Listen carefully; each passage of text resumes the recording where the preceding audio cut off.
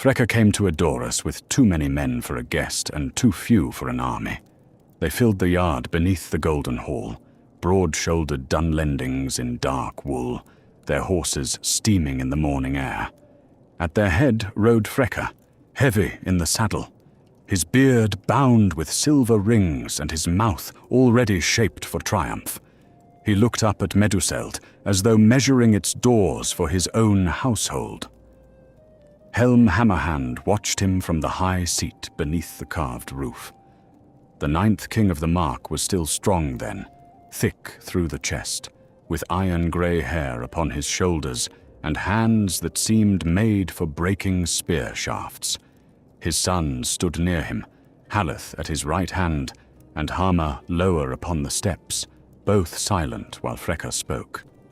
Around them, the lords of Rohan listened with their eyes lowered, for every courteous word carried a challenge beneath it. "My son Wulf is of noble blood," Freka said.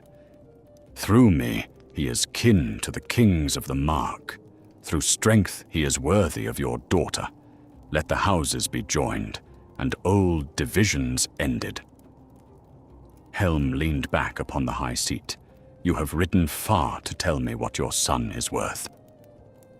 "I have ridden far," said Freka, "because lesser men speak softly when they should speak plainly." A stir passed through the hall.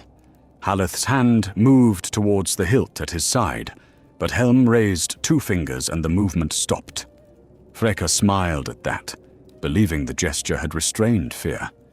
He took another step across the floor, and the rings in his beard clicked softly. "Rohan needs strong blood," he said. "The days of old pride are passing. A wise king sees where power gathers." Helm rose. He descended from the high seat without haste, each footfall heavy upon the boards. The lords drew back to give him room, and Freka's smile thinned as the king came near. Helm looked past him towards the open doors, where Freka's men waited below the hill. "You have brought an army to ask for a marriage," Helm said. "Only friends. Then let your friends remain where they are." He walked on, and Freka turned with him, unwilling to yield the center of the hall. They passed beneath the door and out upon the stair of Meduseld, where the wind moved over the green fields of the Mark. Men watched from the yard. Horses stamped. Somewhere among the Dunlendings, a bridle chain rang once and was still.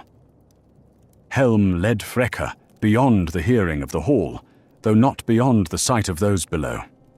The 2 men stood alone upon the hillside, the king tall and bare-headed, the lord from the west wrapped in fur. For a moment neither moved. Freka's face had darkened, but pride kept him from stepping back. "You think your walls and songs make you greater than other men," he said. "You think no hand can reach you here." Helm's right hand closed once, slowly. The blow sounded across the hill. Freka fell without a cry. His body struck the frozen ground and did not stir again. Helm stood over him, breathing hard through his nose, while the men in the yard stared upward, and no blade left its sheath. At last, Helm looked down towards them. "Your lord challenged the king of the Mark," he called. "Take him home." No man answered. 4 Dunlendings came forward, pale beneath their weathered faces, and lifted Freka between them. His head hung loose. Blood touched the corner of his mouth and marked the fur at his throat. Among those who watched was Wulf, Freka's son. He did not rush to the body, nor cry out, nor reach for steel. He looked first at his father, then at Helm upon the hill. The silence between them held longer than any spoken oath. Haleth came down from Meduseld after the Dunlendings had gone. He found his father still standing where Freka had fallen, the grass beneath his boots bent and dark. Far across the plain, the riders from the west were already drawing into a single black line. "He will return," Haleth said. Helm watched them until distance swallowed the last of their spears. "Then he will find us here." Years passed, and Wulf remembered. He gathered strength beyond the western borders while quarrels divided the mark and watchfires went unanswered upon the hills. Men who had eaten at Frekka's table rode beneath Wulf's banner. Dunlendings crossed in numbers not seen for generations, pouring through the weak places like dark water through broken stone. They came as winter began to close over Rohan. The first riders reached Edoras under a sky the color of old iron. Haleth ordered the doors barred and the horses driven within the lower enclosures. From the walls he saw farms burning along the road and refugees stumbling towards the hill with blankets around their shoulders. Above them, Meduseld shone faintly through the smoke, golden and proud beneath the gathering snow. A messenger forced his way through before the ring closed. His horse collapsed in the yard, foam frozen upon its bit. The man slid from the saddle and crawled the last few paces towards Haleth. "Wulf is coming," he gasped. "The west is lost." Haleth knelt and gripped him by the shoulder. "Where is the king?" "Driven south. The roads are cut." The first flakes began to fall upon the messenger's hair.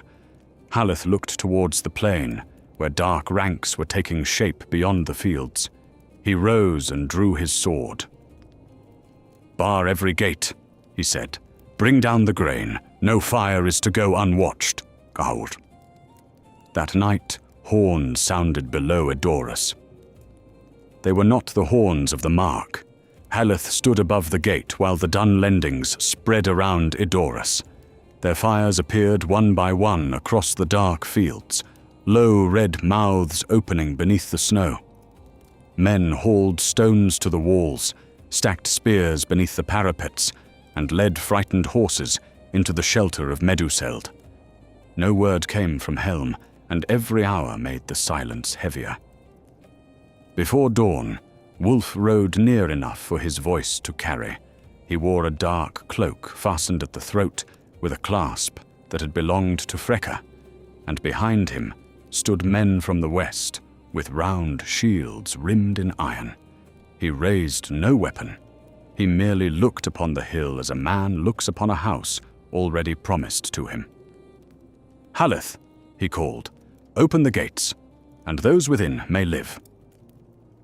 Haleth rested both hands upon the stone. Snow had gathered along his shoulders and in his hair, but he did not shake it free. "Your father asked for what was not his," he answered.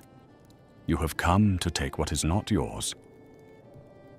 "My father lies in the earth because Helm struck him down before witnesses." "Then dig beside him."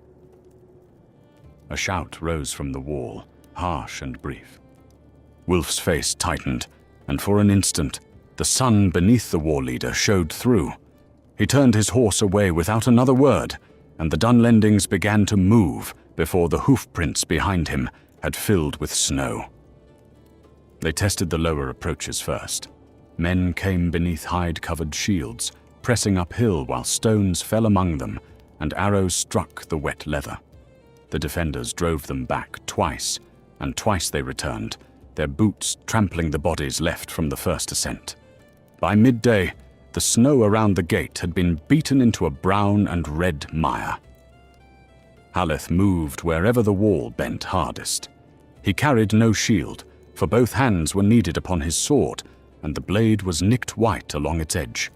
When a ladder rose against the eastern side, he was there before its hooks settled.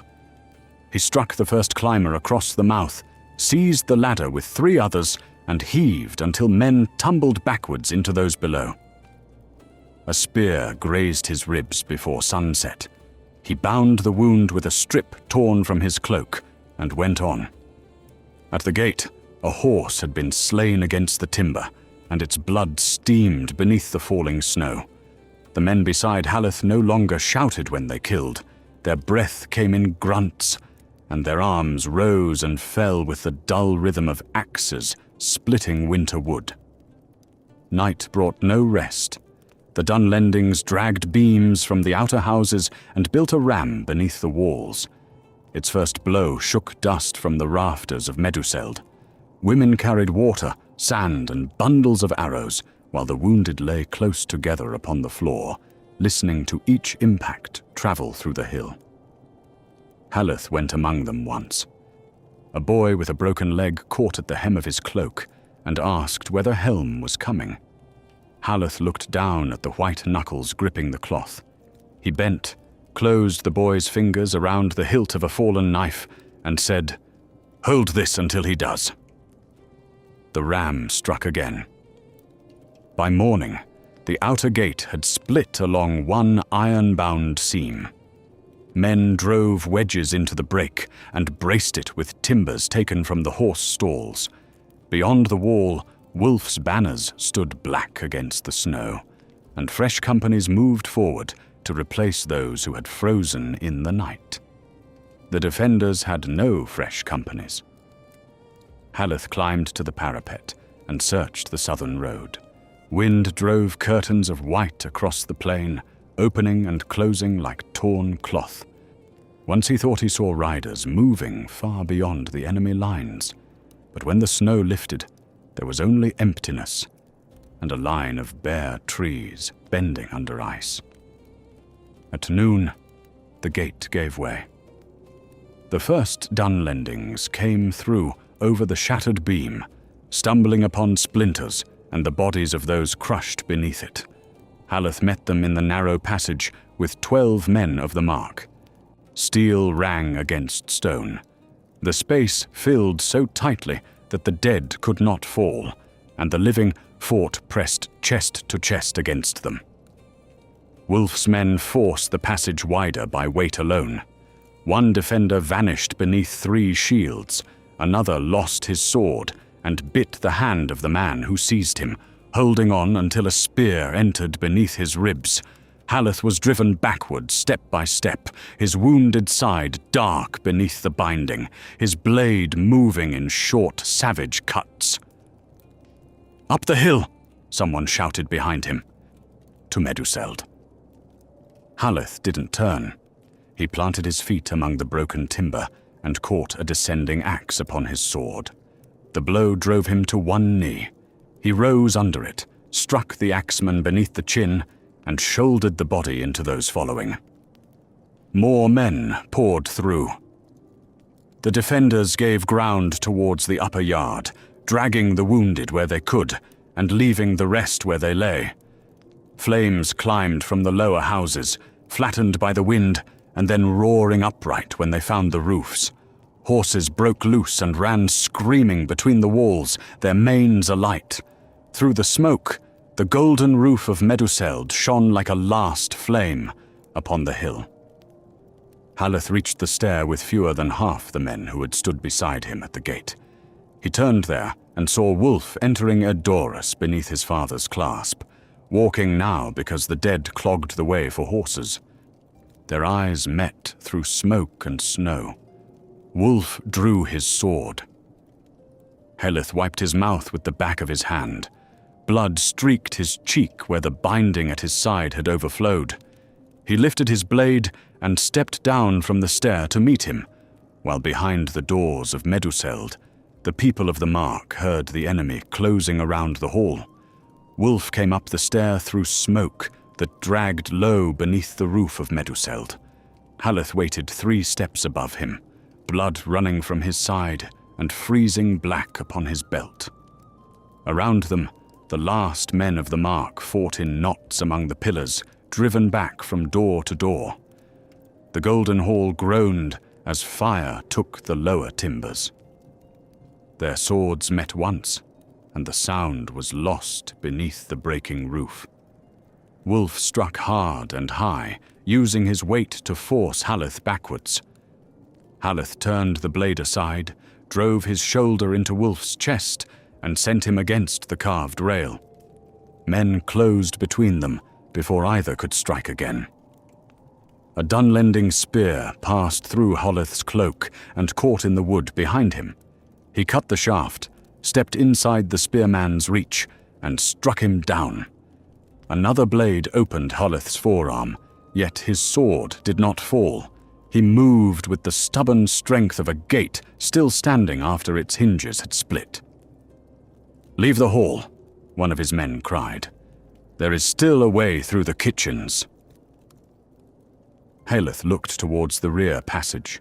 Women and children were already being hurried into it, bent beneath bundles of food and blankets, while smoke rolled after them along the floor. He seized the wounded man nearest him, thrust him towards the passage, and turned back to the stair. "Take them," he said. "Do not stop." The doors of Meduseld gave inward beneath the press. Dunlendings surged across the threshold, their shields dark with sleet and blood. Haleth's remaining men formed around him, fewer than 20, their cloaks scorched and their breath ragged. They backed towards the high seat beneath the carved beams where the kings of the Mark had ruled. Wulf came through the broken doors and raised his sword. "Yield the hall!" Haleth wiped blood from his eyes. The hand that held his sword was trembling now, though the point remained fixed upon Wulf. Behind him, the last footsteps faded into the passage, and a door slammed shut. Only then did Haleth descend from the dais. "No," he said. The Dunlendings rushed him. He cut the first man across the throat and broke the jaw of the second with the pommel of his sword. A shield struck his wounded side, folding him almost double, but he caught its rim and dragged the bearer down with him. Men crowded over the fallen, stabbing between bodies, slipping in blood that had spread across the painted floor. Haleth rose once more. A spearhead stood beneath his ribs, and one knee would no longer bear him. He braced himself against a pillar, carved with running horses, and lifted his sword in both hands. Firelight moved over his face, while the roof above him cracked open to the snow. Wulf stood beyond the ring of shields. He watched Haleth take another wound, then another, and still remain upright. No triumph showed in him now. He stepped forward at last, but before he reached the pillar, a spear drove through Haleth's chest and struck the wood behind him. The sword slipped from Haleth's hands. His fingers closed upon the shaft in his body, gripping it as though he meant to tear it free. For a breath he remained standing against the pillar, looking past Wulf towards the open doors and the white fields beyond Edoras. Then his head lowered, and the hall of his fathers burned around him. Far to the south, men labored through deepening snow towards the Hornburg. Helm rode among them without banner or trumpet, his great shoulders wrapped in a hide cloak stiff with ice. Behind him came the remnant of his household, wounded riders, old men, and families carrying what they had saved from abandoned farms. No one spoke of Edoras, for no messenger had escaped its fall. The walls of the Hornburg rose from the darkness like the side of a mountain. Torches burned above the gate, their flames torn almost flat by the wind, and men shouted as the refugees were brought within. Helm remained outside until the last cart had crossed the bridge. Only then did he turn his horse beneath the arch. Inside the fortress, grain was counted by handfuls, and every dry chamber filled with the living. Snow blew through arrow slits and gathered in the corners of the stone passages. Children were laid beneath horse blankets, while men broke doors from unused rooms to feed the fires. Helm walked through them all, touching no one, asking only how much food remained and how many could still bear arms. Near midnight, a rider came alone to the gate. His horse had lost one shoe and carried an arrow buried deep behind the saddle. The man fell before anyone could question him, his face grey with cold and his beard clotted with frozen blood. Helm knelt, caught the front of his cloak, and pulled him upright. "Edoras?" the king asked. The rider's eyes opened. His lips worked twice before sound came. "Taken." Helm's hand tightened in the cloth. "Haleth?" The man looked towards the ground. For a long moment, the king did not move. Snow entered beneath the gate and whitened the shoulders of his cloak. At last, he lowered the rider gently to the stones, rose, and walked alone into the depths of the Hornburg, while behind him the doors were barred against Wolf and the winter. The Hornburg closed around its people like a stone fist. Wolf's men gathered beyond the deeping wall, raising shelters from timber, stripped out of the valley, and feeding their fires with wood taken from abandoned steadings. Their watchfires burned through the long nights in broken red lines, yet the cold reached through hide, wool, and mail alike. In the fortress, every mouthful was weighed against the days still to come. Helm stood each morning beside the grain chests. He watched the steward measure out flour with a wooden cup, striking the rim level with the edge of his hand. The portions grew smaller as the snow climbed higher against the walls. No one asked how long the stores would last, because the answer could be read in the steward's face. At first, the king still held councils in the lower chamber. Captains came before him with reports of arrows, fuel, sickness, and men lost upon the wall. Helm listened with his fists resting upon the stone table, giving orders in a voice that carried to every corner. When they spoke of Edoras, however, his gaze settled upon the empty place at his right hand. The Dunlendings attempted no great assault. They knew the winter had entered the fortress before them, and waited for it to do their killing. Their bowmen crept close beneath the darkness, loosed at any movement above the wall, and slipped away before the defenders could answer. Each day the ring tightened without advancing a single pace. Within Helm's Deep, men began boiling strips of leather scraped from old shields. Horses that had carried warriors across the mark were led behind a curtain near the stables and did not return. The smell of the cooking flesh passed through the corridors, and children lifted their heads from their blankets when it came. Mothers turned their faces towards the walls and chewed slowly, forcing themselves to swallow. Helm took no larger portion than the rest. When a servant placed meat before him, he cut it in two and pushed half towards a wounded rider at the lower table. The rider tried to refuse, but Helm held him with a stare until he ate.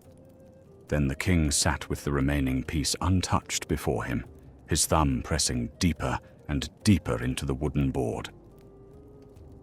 Snow buried the valley road and smoothed the ground between the fortress and the enemy camp. Bodies left beyond the walls vanished beneath it, their shapes becoming low white mounds. Ravens came at first, black against the sky, but even they departed when the cold deepened. After that, nothing moved outside, except the wind and the sentries stamping beside the fires. One evening, Helm climbed to the wall and found his remaining son looking west. Ice hung from the young man's beard, and hunger had sharpened his cheeks. He kept one hand upon the parapet, as though the stone were rolling beneath him. Beyond the wall, the enemy fires seemed near enough to touch. "There are cattle in the lower valley," he said. "The Dunlendings drove most away, but not all. Our scouts saw tracks before the last storm." "No scouts have returned for 6 days," Helm answered. "They may be dead. The cattle may still be there." Helm looked at him then. His eyes moved over the loose mail, the cracked lips, and the sword belt drawn 2 holes tighter than before. He reached out and gripped his son's shoulder, holding it until the iron rings beneath his palm creaked. "You will remain within the wall." The son did not argue. He lowered his head and stood beside the king, while darkness gathered over the valley. When the horn changed the watch, they descended by separate stairs. Neither looked back. Before dawn, the postern gate opened. A small company passed out beneath white cloaks, leading pack ropes and carrying axes instead of shields. Helm's son went first, bent low against the wind. The guard watched them disappear into the blown snow, then pulled the gate shut and dropped the bar into place. Helm came to the passage as the last sound of the bar faded. He saw the empty hooks where the white cloaks had hung and the wet prints leading towards the gate. No one spoke. The guard nearest him stared at the floor, his jaw working soundlessly. The king laid both hands upon the timber. For a moment, it seemed he might tear the bar from its sockets and go after them. Instead, he stood with his forehead almost touching the wood, listening to the storm beyond. Then he turned and climbed towards the wall, where he remained until nightfall, watching a whiteness that gave nothing back. Morning came without light enough to mark it. The storm pressed against the Hornburg, filling the valley and the sky with one unbroken whiteness, and the men upon the wall could see no farther than the ends of their spears. Helm remained at the parapet, where he had stood through the night, his beard crusted with ice and his hands bare upon the stone. Once, far below, something dark moved across the snow, but it proved to be a torn cloak tumbling in the wind. No horn sounded from the valley, and no hand struck the postern gate. Men were sent to listen in the passage. They lay with their ears against the timber, straining for the scrape of boots or the faint call agreed upon before the company departed. The cold came through the wood and numbed their faces, yet they didn't rise until others took their places. Behind them waited the families of those who had gone, keeping silent, because a whispered name seemed loud enough to carry into the storm. Helm passed among them at noon and gave no order to open the gate. Towards evening, a scratching came from outside. The guard seized the bar, but the captain caught his wrist before he could lift it. 3 knocks followed, weak and uneven, then a 4th after a long pause. Men bent to the murder hole, saw only swirling snow, and demanded the watchword. A voice answered, thin as breath through cloth. The mark. The gate opened no wider than a man's body. 2 defenders crawled through the gap, dragging a third between them upon a length of rope. Their cloaks were frozen stiff, their faces bloodless, and one had lost 2 fingers from his right hand. Behind them there was nothing but darkness and the hiss of snow across stone. Helm descended before the gate had been barred again. His eyes went first to the wounded man, then to the 2 who could still stand.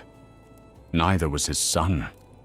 The elder of them tried to kneel, but his legs folded and he struck the floor upon both hands.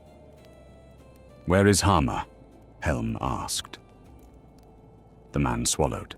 Ice cracked at the corners of his mouth. We reached the lower ground. There were cattle in a fold beneath the ridge, 6 or 7, half dead already. The Dunlendings had left men watching them. How many? Too many once the horns began. We cut 3 beasts loose and drove them north, but the wind turned them. Men scattered. No one could see. Helm caught the man beneath the arm and hauled him upright. "Where is my son?" "He held the track while we brought the wounded away." The survivor's eyes shifted towards the barred gate. "He ordered us back. We heard him once after the snow closed. Then nothing." The king released him. The man fell against the wall and slid down it, but Helm had already turned away. He walked beneath the arch into the open yard, where the storm came over the battlements in pale sheets. Men moved aside as he crossed towards the armory, his steps leaving deep marks in the drifted snow. A captain followed him inside. "My lord, darkness is near, ma." Helm took a white cloak from its peg and shook the frost from it. Then they will not see me. The valley is blind. Those who knew the path have barely returned. Helm fastened the cloak at his throat. His hands worked slowly, almost clumsily, for the cold had stiffened them. He lifted no shield and chose no spear from the racks. Instead, he reached for the great horn that hung above the door, black-bound and curved, its rim worn smooth by the kings who had sounded it before battle. The captain stepped between Helm and the passage. Hunger had hollowed the man's face, yet fear drove color into it now.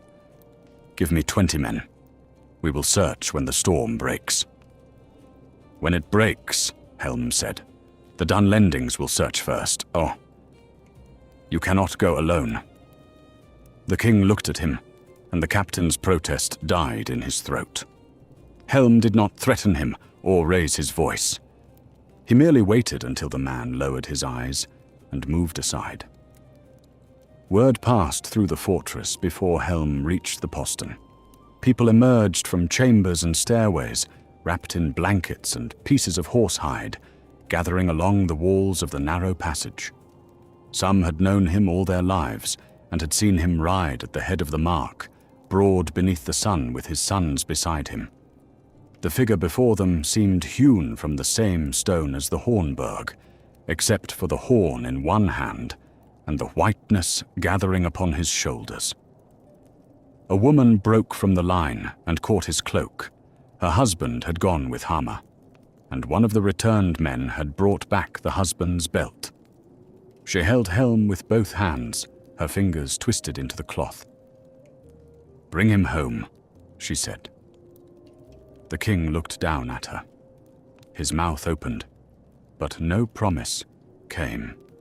He unwound her hands one finger at a time, placed them against her breast, and went on towards the gate. The bar rose. Wind burst through the opening, carrying snow into the passage and putting out 2 lamps at once. Helm bent beneath the lintel and passed into the night. The gate closed behind him, and the waiting people heard the timber settle into its sockets. For a time there was only the storm. Then the horn sounded. Its voice came from somewhere beyond the wall, deep enough to make the stones tremble beneath their palms. It rolled through Helm's Deep and struck the surrounding heights, where it broke into echoes that seemed to answer from every ridge. Children woke crying in the lower chambers. Men upon the battlements turned their faces into the snow, unable to see the king but knowing that he was moving beneath them. Across the valley, Dunlending sentries rose beside their failing fires. One dropped his bowl and watched it vanish in the drift at his feet. Another called into the whiteness and received only the long dying note of the horn. They drew together beneath their shields, peering between the rims while snow streamed past like smoke. A shape came through it. The first sentry thrust his spear towards the white figure and felt the shaft torn from his hands. Helm seized the wood, pulled the man forward, and struck him once beneath the ear. Bone gave with a dull sound. Before the second could turn, the king caught him by the throat and drove him backwards into the frozen ground. The third ran. He stumbled through the camp, shouting that Helm was among them, though no one could tell from which quarter he had come. Men snatched up weapons and rushed towards the cry, striking at shadows and at one another when the snow closed between them. By the time torches were brought, 2 sentries lay dead, and the king had vanished. Helm found the first bodies near the cattle fold. Snow had covered their faces and filled the spaces beneath their cloaks. One still gripped the rope with which he had tried to lead a beast towards the fortress. Helm turned each man over with his own hands, brushing ice from their brows, and moved on without speaking their names. Farther along the ridge, he found broken spears, blood frozen upon the rocks, and the deep marks of men dragged downhill. Dunlending footprints crossed the place in confusion, already softening under fresh snow. Helm followed them until they divided beside a ravine. There, half buried against a bank, lay the white cloak his son had worn. He lifted it from the snow. The cloth was torn from neck to hem. Blood had frozen through it in broad, dark patches, and one of Hummer's gloves remained caught in the fastening. Helm stood with the cloak gathered in his hands while the wind pulled at its edges. No body lay nearby, and no trail remained that the storm had not destroyed. The horn hung against his side. Slowly, he raised it once more. Its blast came down upon the Dunlending camp with such force that men sprang from sleep believing the Hornburg itself had opened. The sound did not call an army. It announced one man in the darkness, and that was worse. Fires were kicked apart as men fled from the light, then ran back towards it when they feared what waited beyond. Helm came among the outer shelters without sword or spear. A guard lunged at him, and the king broke the man's arm across his knee before crushing his throat with both hands. Another struck Helm's shoulder with an axe, but the blade glanced from mail hidden beneath the white cloak. Helm caught the axeman by the face and hurled him into the fire. Those who saw him afterwards spoke of no words. They remembered the snow upon his hair, the blood blackening his hands, and the torn cloak of his son bound around one arm. They remembered how he moved through the storm without haste, taking men one by one while the blizzard swallowed every cry beyond the reach of the nearest fire. Before dawn, the horn sounded a third time beneath the walls of the Hornburg. The postern opened, and Helm entered alone. Blood had frozen to his sleeves as far as the elbows. Hammer's cloak was tied around his waist, but Hammer did not walk behind him.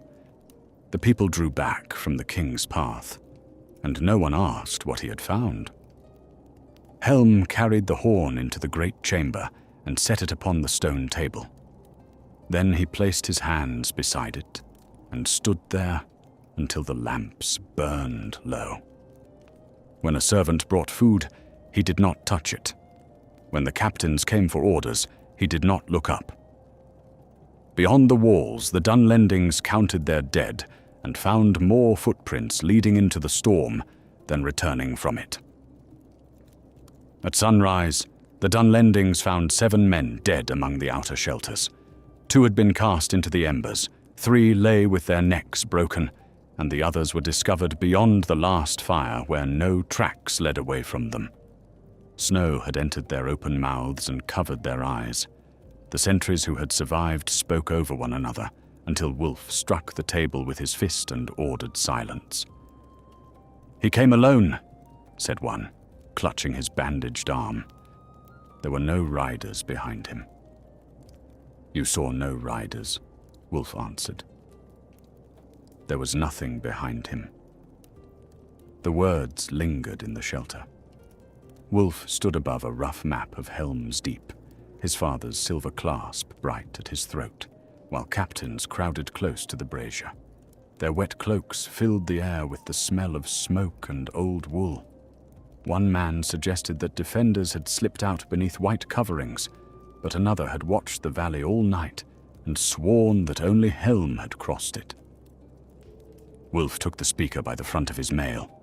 "A king is flesh," he said. "Flesh freezes. Flesh starves. Flesh bleeds when iron enters it." The man nodded quickly, though his eyes went towards the hide wall when wind struck it from outside. Wolf released him and ordered the watches doubled. No sentry was to stand alone, no fire was to fall low, and every horn call was to be answered by 3 companies moving together. His commands passed through the camp before noon, but men heard something beneath them that had not been there the day before. Within the Hornburg, Helm spoke little. He sat through the council with his son's torn cloak folded across his knees, listening while the captains counted losses and rationed arrows. When they asked whether another search should be made, he looked towards the barred gate. His thumb moved once over the darkened cloth, then became still. "No men leave by daylight," he said. A captain leaned forward. "And by night?" Helm raised his eyes. "By night, they remain within." No one asked whether the command included the king. The winter worsened. Ice-sealed water inside the lower cistern, and men broke it with hammers while women waited with cups. A sickness spread among the youngest children, leaving their breathing shallow and their lips pale. The dead could no longer be buried, so they were carried into an unused chamber where the stone floor had frozen hard enough to ring beneath every step. One evening, an old rider brought the body of his grandson there. The child weighed little inside the blanket, and the man held him as though still afraid to wake him. Helm stood at the chamber door, while the rider laid the bundle among the others. When the old man turned, he found the king blocking the passage. "My lord," he said. Helm moved aside, but the rider did not pass. His hands opened and closed at his sides, searching for reins that were not there. "He used to hide beneath the tables in Meduseld," he said. "Haleth would pretend not to see his boots." The king's face tightened around the mouth. He reached towards the blanket, stopped before touching it, and lowered his hand. Then he left the chamber and climbed alone towards the wall.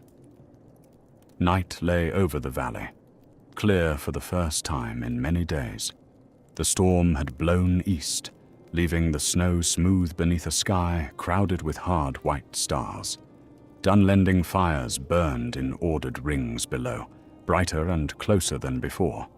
Between them, armed patrols moved in groups of 6, their shields overlapping even where no arrow could reach. Helm watched until the moon climbed above the heights. Frost whitened his beard and gathered along his brow. Behind him, a guard shifted from foot to foot, trying to keep feeling in his legs. The king turned at last and descended without a word. The horn was gone from the great chamber before the next watch began. At the postern, Helm found 3 men waiting. They had guessed where he would go and stood with spears crossed before the gate. Their captain was the same man who had tried to stop him on the previous night, and his face showed that he expected no better success now. "You commanded us to remain within," the captain said. "I commanded you. The Hornburg cannot lose its king." Helm stepped closer. "It has lost enough." The captain did not lower his spear. His hands shook upon the shaft, though whether from cold or fear he could not tell. Helm placed one palm against the wood and pushed it aside with such steady force that the man's boots slid over the stone. The other guards moved, but the captain raised a hand and stopped them. "Then take a blade," he said. Helm looked towards the weapons stacked beside the wall. After a moment, he chose none of them.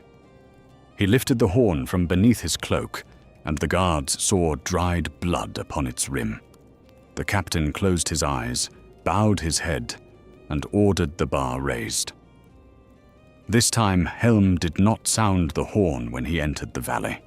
He crossed the open ground beneath the moon, his white cloak blending with the snow until only his shadow moved beside him. The nearest patrol saw that shadow first. One man pointed, and the others turned too late. Helm seized the last in the line before a cry could leave him.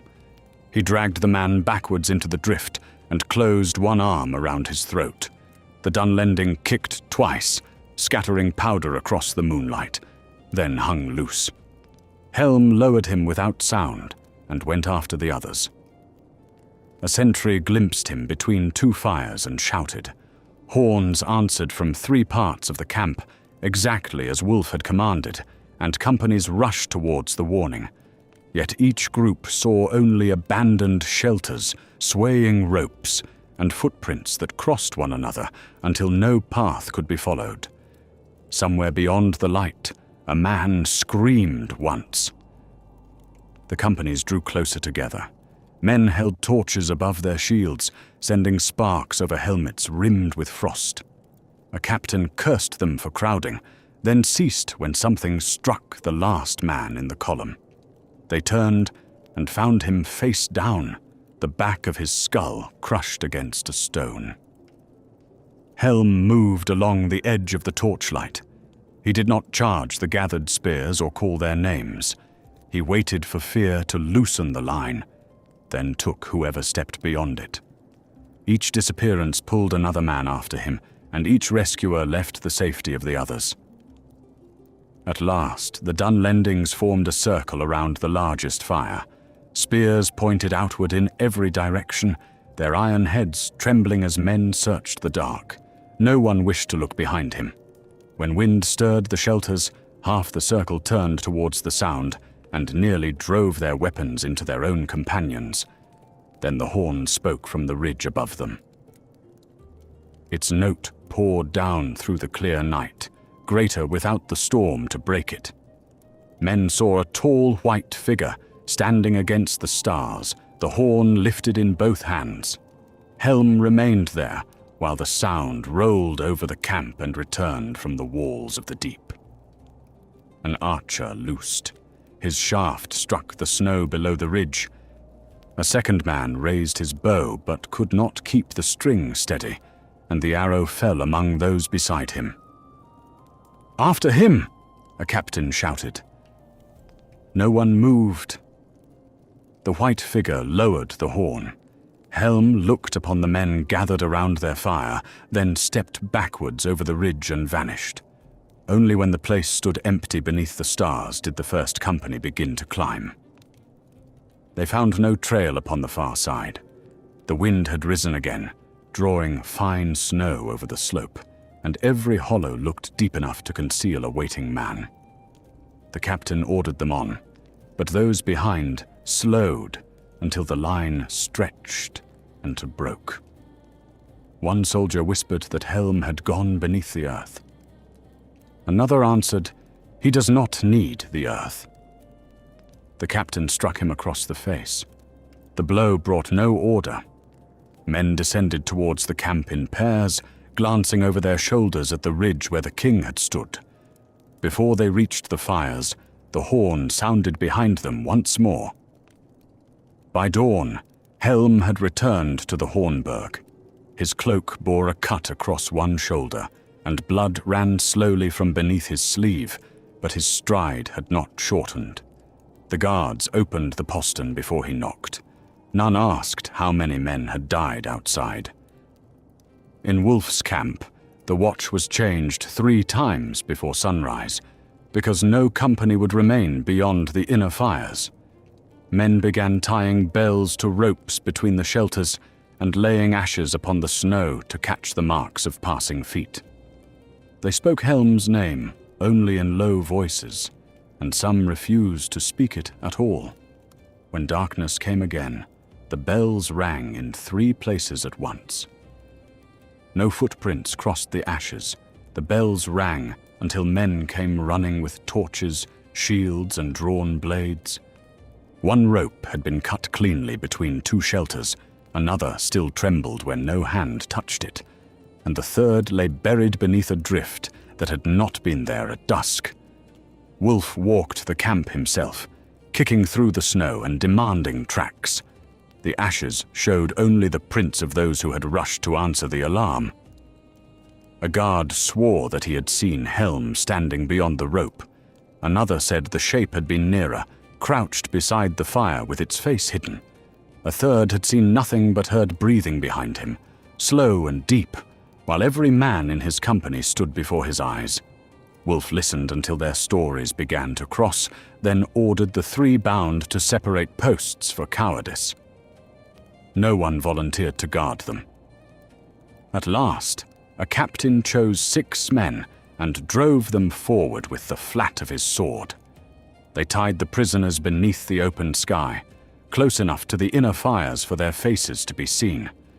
Each was given a spear and told that Helm was flesh. The first man stared at the weapon as though it had been handed to him for burial. The camp settled badly. Men lay in armor beneath their blankets, helms close to hand, while the wind passed among the shelters with a voice like distant whispering. Fires were fed until sparks climbed above the tents, but the greater light only made the darkness beyond them seem deeper. Whenever a horse stamped or pulled at its tether, hands closed around spear shafts. Wolf did not sleep. He sat inside the largest shelter with Freck's clasp, unfastened upon the table, and a sword laid across his knees. The brazier had burned low, yet sweat stood upon his upper lip. Twice he heard movement outside and rose, only to find guards changing places in silence. Near midnight, one of the bound men began to shout. His voice tore across the camp, calling that someone stood behind the post. Torches turned towards him from every side. There was no one upon the snow, but the prisoner twisted against the ropes until they cut his wrists. "He is here," the man cried. "I heard him in the drift." The captain approached with 4 spears at his back. "There is nothing there." The prisoner looked past him, eyes widening. "Then what is that?" Every man turned. The horn sounded from within the camp. Its note struck at close quarters, blasting through hide walls and shaking snow from the shelter roofs. Men stumbled from their blankets half-armed, colliding in the passages between fires. One company rushed towards the eastern line, another towards the west, and each believed the other had seen the king. Helm rose beside the prisoners. He had lain beneath the snow, no more than 20 paces from the nearest fire, white cloak spread over him, and frost thick upon his back. The bound men saw him stand where the ground itself seemed to lift. One screamed and dropped his spear. Helm crossed the distance before the captain could turn. He caught the man beneath the chin with one hand and drove him against the post. The skull struck wood with a crack. 2 spearmen lunged together, but Helm seized one shaft, pulled both men off balance, and broke the wood across his knee. The remaining guards fled towards the fire.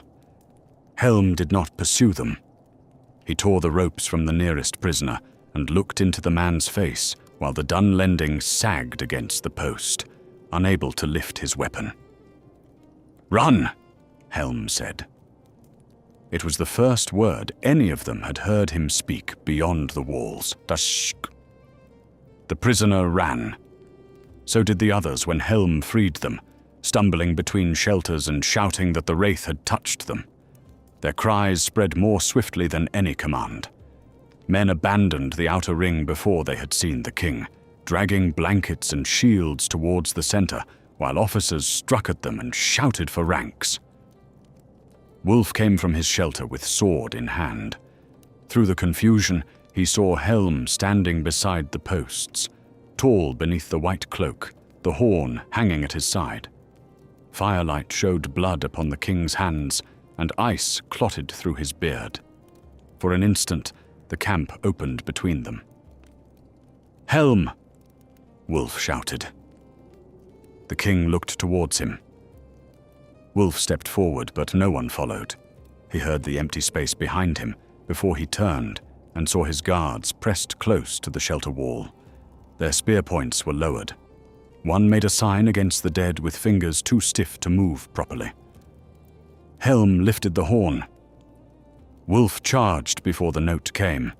He crossed half the ground between them, sword raised, boots plunging through deep snow. The king waited until the last moment, then sounded the horn directly into the night. The force of it stopped men where they stood. Horses reared against their tethers, snapping reins and trampling through the nearest shelters. Wolf's stride broke.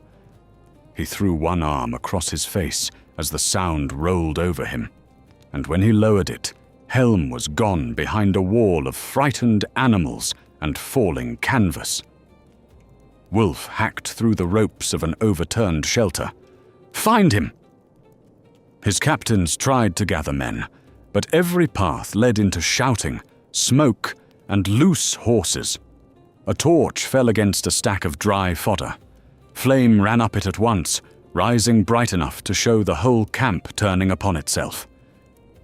Someone struck at a white cloak near the fire and killed a Dunlending wrapped in snow-covered wool. Another thrust into a shelter where he thought Helm had vanished and wounded 2 sleeping men. The prisoners who had been freed reached the inner line, babbling that the king had spared them because death had no need of servants. Helm moved through the disorder towards the valley wall.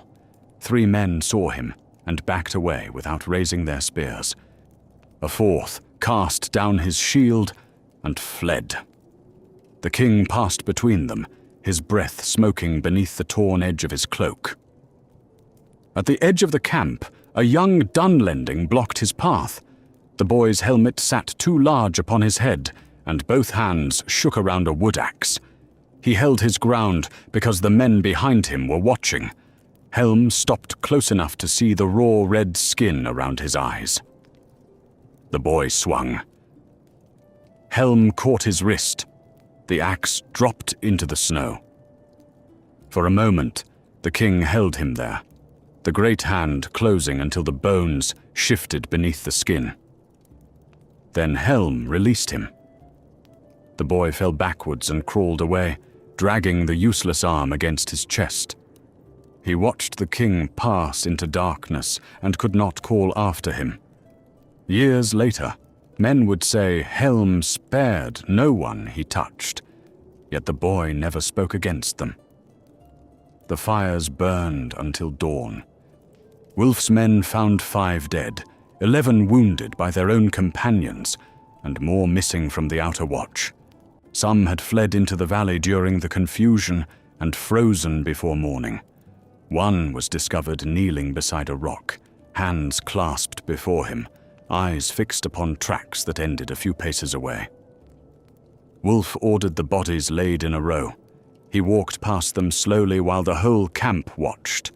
When he reached the last, he turned and pointed his sword towards the Hornburg. "He starves behind stone," he called. "Each night he spends strength he cannot recover. Let him come. Let him waste himself upon us." No cheer answered. Inside the fortress, the stores had fallen to 3 days of measured grain. The steward brought the final tally to Helm in the lower chamber, where captains waited beside cold lamps. Helm stood over the table with a fresh wound bound across his ribs. Snow melted from his cloak and gathered in a dark pool around his boots. "We must cut the portions again," the steward said. "They are already too small." "Then there will be nothing by the 4th morning." A captain placed both palms upon the table. "We should break through while some strength remains. Open the gates at dawn and strike the western side. Those who can ride may reach the plains." Helm looked towards the narrow slit in the wall. Beyond it, morning had begun to grey the valley, showing the Dunlending camp huddled around its damaged fires. Men were rebuilding shelters nearer the center and leaving the outer ground empty. "No gates," Helm said. "We will die here." The king lifted his blood-marked hands from the table. "Then die behind walls while the children eat." No one answered him. The captains lowered their eyes towards the grain tally, where the steward had drawn a line beneath the final measure. Helm turned from them and carried the horn back towards the stair. That evening, Wulf's outer fires remained unlit. Darkness filled the valley from wall to wall, and the Dunlendings crouched close around the flames at the camp's heart. They had chosen cold over the light that showed Helm where to find them. Above the Hornberg, snow began falling again, soft enough that its first touch made no sound. Long after midnight, the horn spoke from somewhere beyond their sight. The horn moved through the darkness, without revealing where it had been sounded. Its first note came from the western ridge, or seemed to. The echo returned from the eastern wall before men had turned their heads. A second blast rolled from farther down the valley, deep beneath the falling snow. The Dunlendings drew close around their hidden fires and waited for something white to step into the dim red glow. Nothing came. Hours passed, and the waiting wore them more cruelly than an attack. Men stood with spears braced until their arms shook, then changed hands without lowering the points. Snow gathered upon helmets and shoulders because no one dared brush it away. When a sentry coughed, 3 others wheeled upon him. Near the camp's center, Wulf walked from company to company.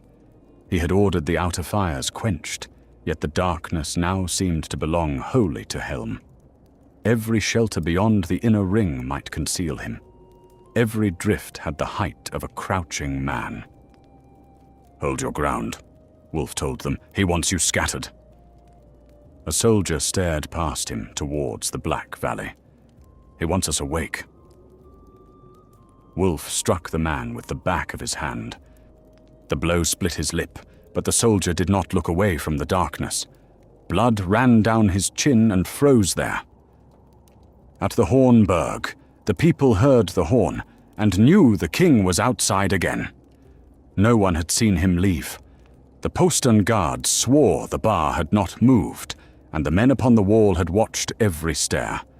Yet the horn lay no longer in the great chamber, and Helm's white cloak was gone from its peg. The captain who had opposed him searched the inner passages.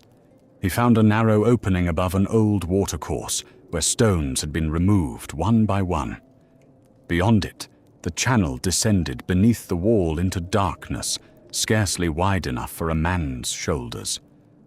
Blood marked one edge of the stone. "He has been using this," the captain said. The guard beside him crouched and touched the dark stain. "How long?" The captain looked towards the opening. A breath of winter came through it, carrying the far echo of the horn. "Long enough." They replaced none of the stones. Instead, they left a lamp burning beside the passage and returned to the wall. There were too few men to follow the king, and too much hunger to spend strength upon stopping him. Below, a Dunlending patrol was ordered beyond the camp. 12 men went out bound together by a rope at the waist, so none could be taken unseen. They carried 2 lanterns hooded against the snow and moved in a tight line, probing every drift before them. Behind, their companions watched until the lights dwindled. The patrol reached the first abandoned fire without finding tracks. Ash lay scattered beneath fresh snow, untouched except where wind had drawn pale lines across it. Their leader knelt, uncovered a coal with his glove, and found it cold. He rose too quickly when the rope tightened behind him. The last man was gone. The rope trailed into the darkness, cut between 2 knots. No cry had sounded. No mark showed where the missing man had left the line. "Back," someone whispered. The leader lifted his lantern. Snow moved across the light in slow white sheets. Beyond it stood only the empty frame of a shelter burned days before. "Keep together." The horn sounded behind them. Men spun towards it, tangling the rope around their legs. One fell and dragged 2 others down. The lantern struck the ground, its hood opening, and sudden light spread across the snow. Helm stood within it. He had the missing sentry beneath one arm, limp as a child, and blood streaked the white cloak across his chest. For a breath, the patrol stared at him. Then Helm cast the body among them. The line broke. Some tried to run towards the camp, others towards the ridge. and the rope pulled them against one another. Helm came through the confusion with both hands free. He seized the nearest spear and drove its butt into the bearer's face, then wrenched the shaft sideways until the man holding the next knot was thrown to the ground. The patrol leader cut the rope from his waist and lunged. His sword entered the edge of Helm's cloak and drew blood along the king's side. Helm did not retreat. He caught the sword arm, twisted until the elbow broke, and closed both hands around the man's throat. Those who escaped heard the leader choking behind them. None turned. They reached the inner camp with the rope still fastened around their bodies and 3 men missing from its length. One had lost his weapon, another his helm, and all spoke of Helm standing where the lantern light began. By dawn, their account had changed in every mouth. Some said the king had carried a dead man as a shield. Others swore no blade could cut him, because the blood upon his cloak belonged to those already taken. Wulf ordered the survivors brought before him.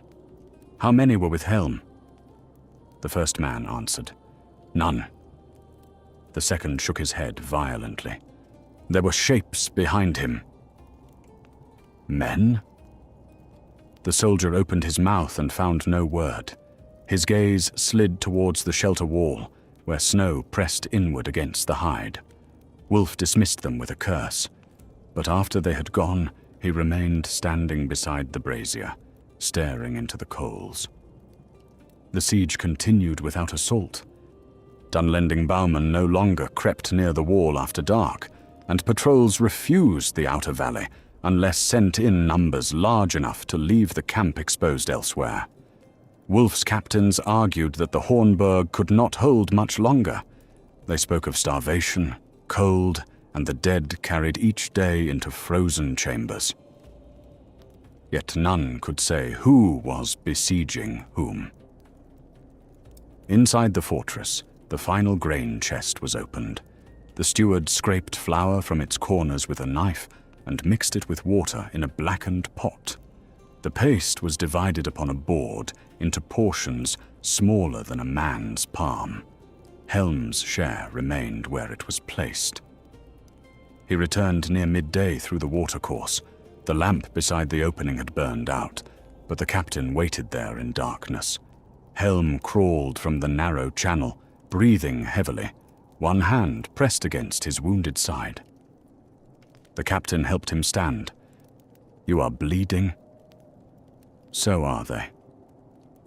"The wound needs binding." Helm leaned against the wall while the captain pulled aside the white cloak. The cut was long, though not deep, and cold had slowed the blood. Beneath the mail, Helm's ribs showed sharply through skin, marked by old scars. The king, who had once seemed too broad for any doorway, had begun to narrow beneath winter. The captain wrapped the wound with linen. There is no grain after tomorrow.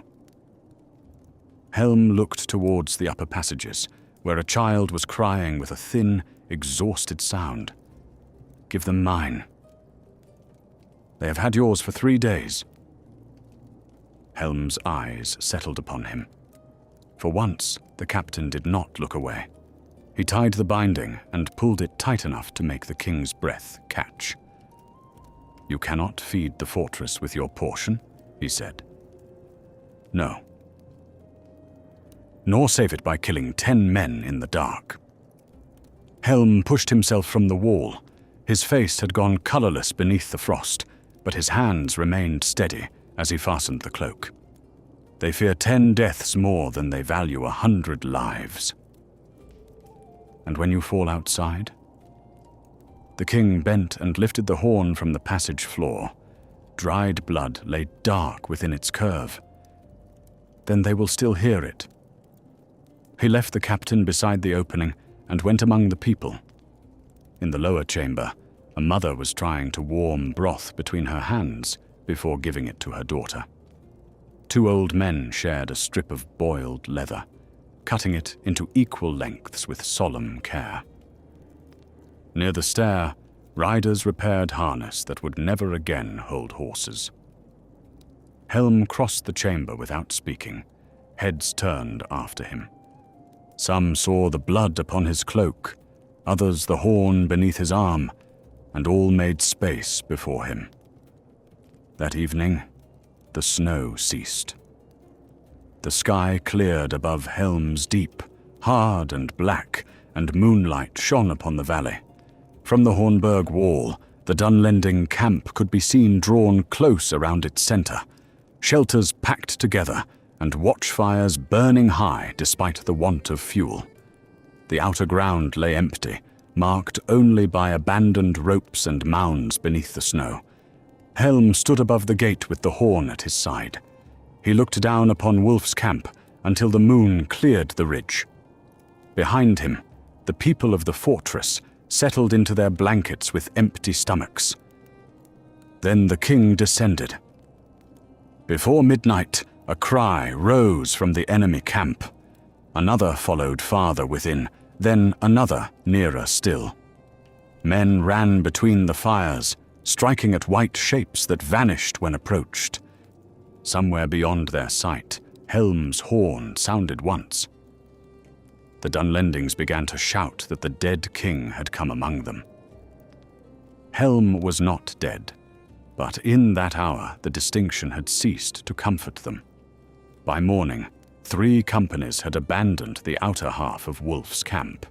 They dragged their shelters inward, trampling one another for ground near the central fires, while officers shouted that no order had been given. The valley beyond the last ring stood open beneath the pale sky.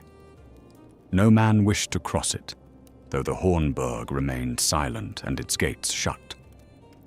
Wulf climbed a mound of frozen earth and watched his army contract. Men who had marched across the mark beneath his banners now built walls of carts around themselves. They hung charms of bone and twisted grass from spear points, muttering words brought from the western hills. One captain tore the things down, but after darkness he fastened one beneath his own cloak. "The fortress is starving," Wulf said at council. "We need only remain." His captains stood around him with drawn faces. Smoke from the brazier gathered beneath the roof and made their eyes water. No one answered until an older man, scarred across the nose, pressed both hands upon the table. "We can remain by day." Wulf looked up. "And by night?" The captain's jaw tightened. "By night, men hear the horn." "Then stop your ears."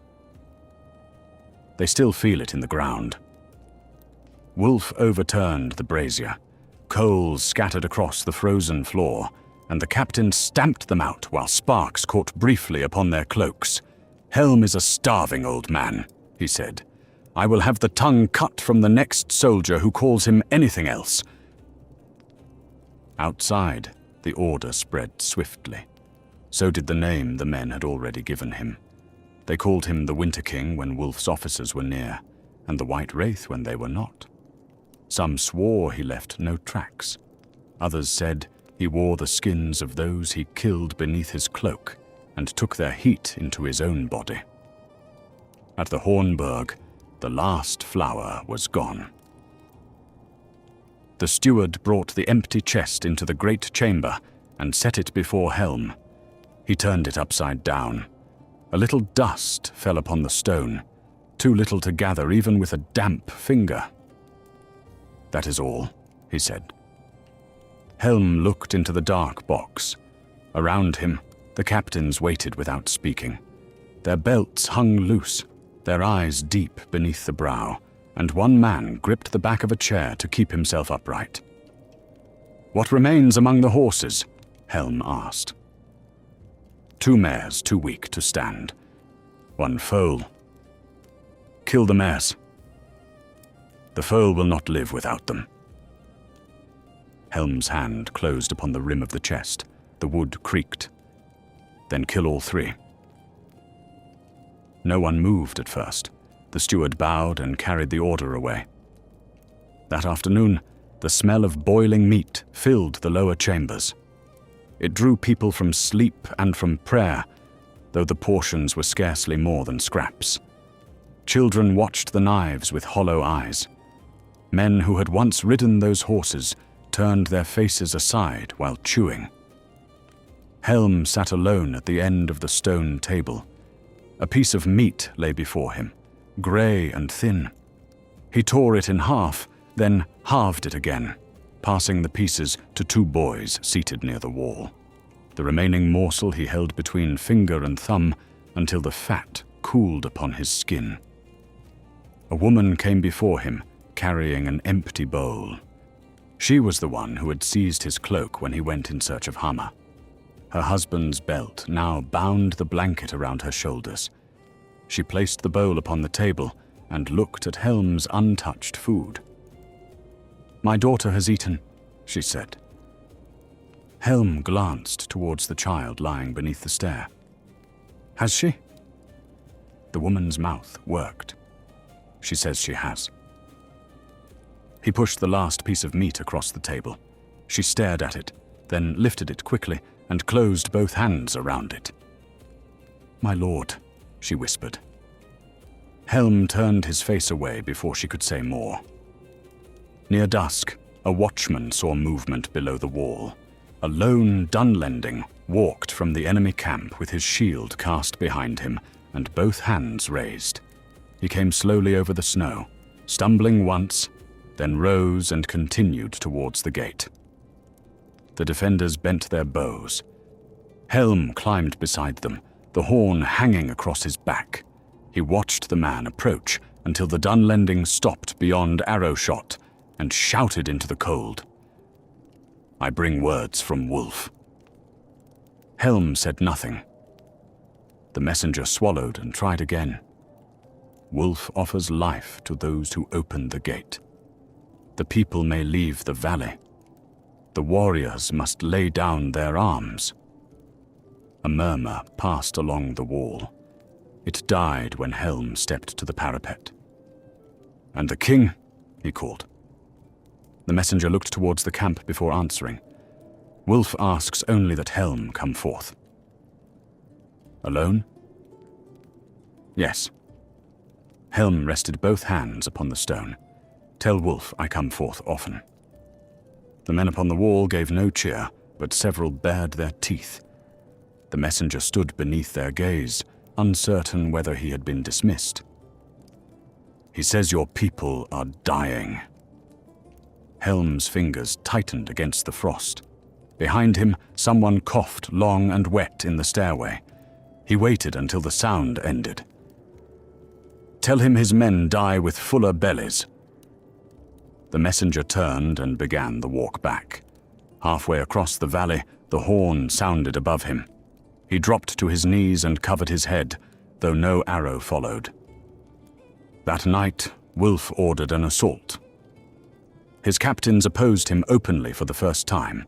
The snow was deep, the ladders frozen, and men had not slept.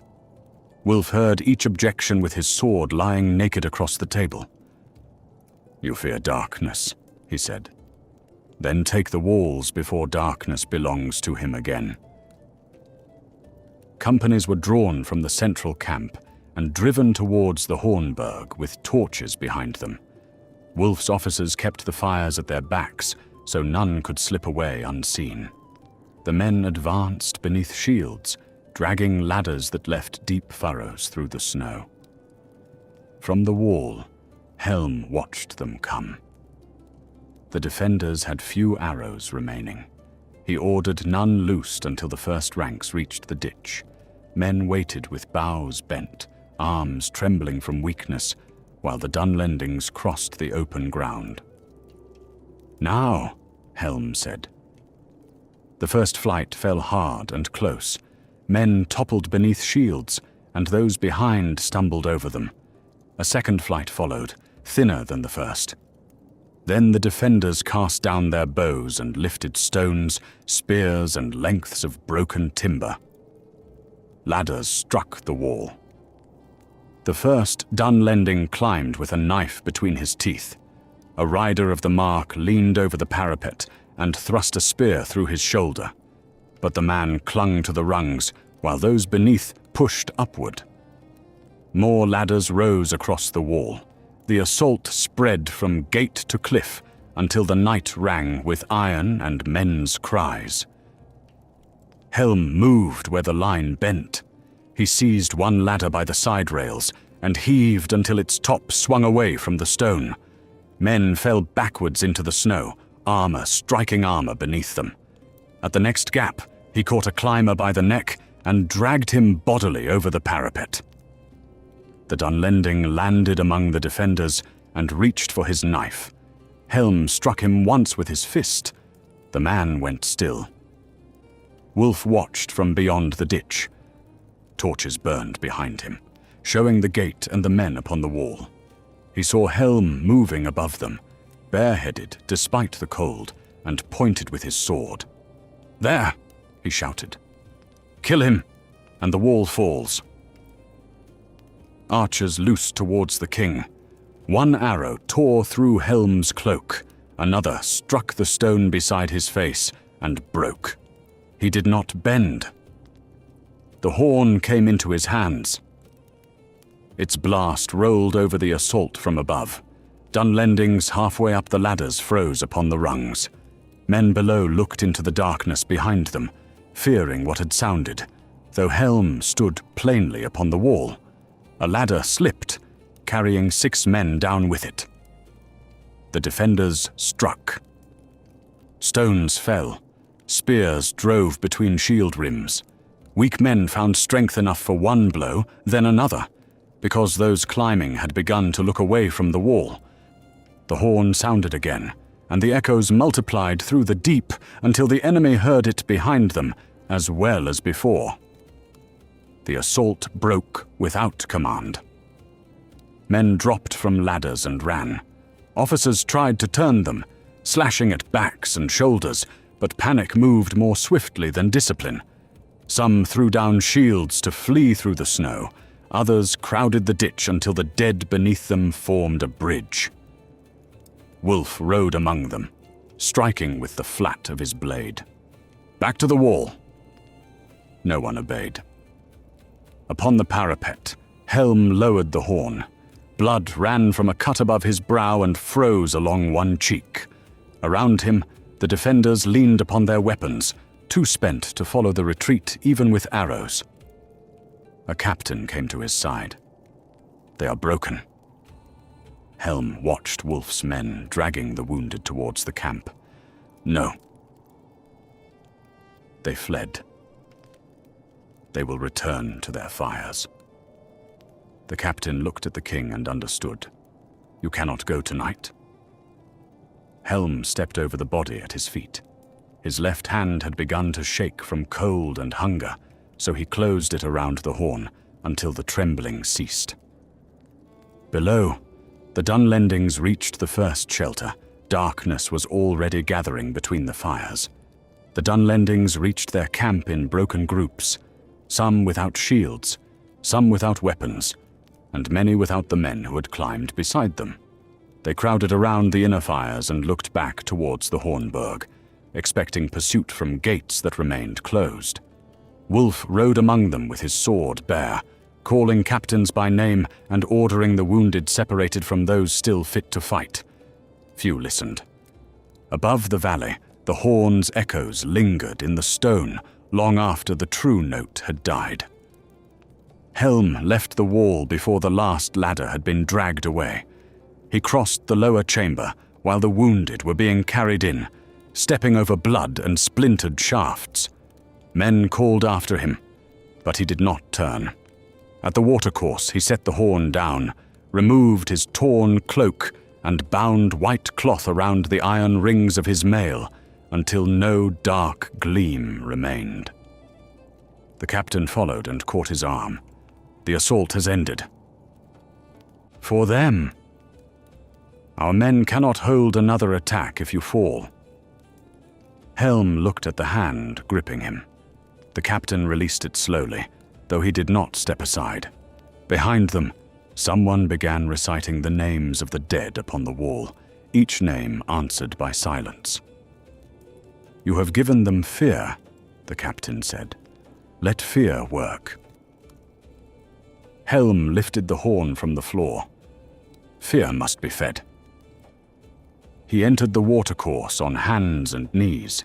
The wound in his side opened as he forced himself between the stones, leaving a dark mark where the passage narrowed. Cold water lay frozen beneath him, rough as broken glass, and once his arm failed beneath his weight. He remained still in the blackness until strength returned, then dragged himself onward towards the valley. Outside, the retreating Dunlendings had left a road of shields, torches, and bodies through the snow. Helm rose among them beneath the wall, unseen by men whose eyes were fixed upon the gate. He took a fallen spear, broke the iron head from it, and kept the shaft in one hand as he followed the last stragglers towards the camp. Snow fell lightly now, softening his passage before anyone thought to look behind. Wulf had gathered his captains near the central fire. One blamed the ladders, another the archers, and a third the men who had fled before reaching the wall. Wulf stood listening with his helm beneath one arm, blood from another man dried along his sleeve. When a captain said the horn had broken the assault, Wulf struck him across the mouth. "A sound does not break armed men." The captain spat blood into the fire, then asked them what did. Wulf drew back his fist, but shouting rose from the camp's northern edge. A sentry ran between the shelters with both hands pressed to his throat. He made 3 staggering steps into the firelight and fell. Behind him, beyond the last shelter, a white figure moved through the snow. Wulf snatched up his helm. Form ranks. Men seized spears and shields, but the retreat had scattered every company. The wounded lay among the fit, ladders blocked the passages, and riderless horses pulled against tangled reins. Orders passed from mouth to mouth and changed as they traveled. By the time the first line formed, Helm had entered the camp. He struck no battle cry. The broken spear shaft rose and fell in his hand, cracking across wrists, throats, and temples. Men who had stood before the walls an hour earlier saw the same white cloak coming through their fires, and believed the horn had summoned him from the stone. They gave ground before he reached them, crushing those who tried to hold. A Dunlending cast his spear. The point entered Helm's upper arm and tore free when he turned. Blood spread beneath the white binding, but the king caught the weapon before it fell and drove its butt into the thrower's chest. Another man rushed him from the side. Sword raised in both hands, Helm stepped inside the blow and closed one fist around his face. The man's sword struck the snow. Helm drove him down and continued towards the central fire. Those nearest Wulf saw him coming and locked their shields, 4 men deep. The king took the horn from beneath his cloak. The blast tore through the camp. It struck men already frayed by the assault and opened the last restraint among them. The shield line folded inward as those behind pushed away from the sound. A horse broke loose, galloped through the fire, and scattered burning wood across the snow. Flame caught upon a fallen shelter and ran along its roof. Wulf forced his way through the press. He saw Helm beyond the flames, horn lowered, blood dark upon one arm. Between them, men fled in both directions, some shouting that the Winter King had entered without opening any gate. Wulf raised his sword and called Helm's name, but the king's eyes passed over him as though he were one shape among many. That disregard drove Wulf forward. He shoved aside a captain, crossed the fire's edge, and swung at Helm's head. The king caught the blow upon the horn's black-bound curve, turned it, and struck Wulf across the mouth with his forearm. Wulf fell against a burning post and rolled clear before the fire took his cloak. Helm reached for him. 3 Dunlendings threw themselves between them, driven less by courage than by terror of what would happen if Wulf were taken before their eyes. The first died beneath Helm's fist. The second lost his sword arm at the elbow, when another man's axe fell wide in the confusion. The third seized Helm around the waist and held on while Wulf was dragged backwards. "Kill him!" Wulf shouted. Arrows came from the far side of the fire. One passed through Helm's cloak, another struck the man clinging to him, and a third cut across the king's neck. Helm tore free, lifted the dead Dunlending by the belt, and cast the body into the flames between himself and the archers. Smoke rolled over the ground, black against the snow. When it cleared, he was gone. Men searched the camp in companies until dawn.